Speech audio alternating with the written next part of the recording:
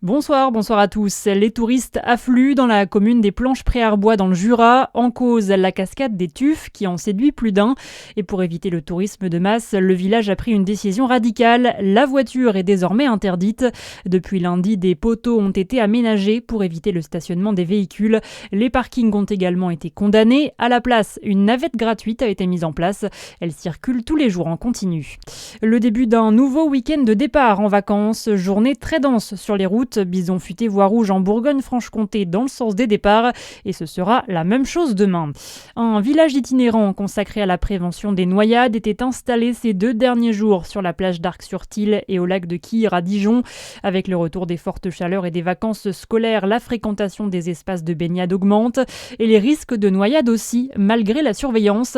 Laurent Potier, délégué régional académique à la jeunesse, à l'engagement et au sport, nous explique l'importance de la prévention. Tous les ans en France, on a à peu près 1400 noyades et 400 décès par an. Cette année, on est déjà là depuis mi-juin à 90 décès par noyade. L'eau, avec les chaleurs que nous avons en ce moment, les températures et les canicules, les gens sont tentés par l'eau. Donc certains vont dans les zones surveillées ici avec les jeunes enfants, mais après, les ados vont moins dans les endroits sécurisés. C'est ça peut-être le problème. L'intérêt de ce village, c'est que vous avez des acteurs de la prévention, de la formation, des acteurs du secours et des acteurs de l'après, c'est-à-dire si jamais il y avait une enquête suite à une noyade. Des propos recueillis par Charlie Chevasson et ces jeunes ont également été sensibilisés aux dangers liés à une exposition prolongée au soleil, aux fortes chaleurs et à la déshydratation. Dans l'actualité également, elle se lance une nouvelle fois dans la course à la présidentielle. Ségolène Royal annonce sa candidature à la primaire du Parti socialiste. Sur X, la candidate malheureuse de 2007 explique sa décision par ses nombreux échanges avec des élus, des citoyens et des entreprises. Elle dit vouloir empêcher l'arrivée de l'extrême droite au pouvoir.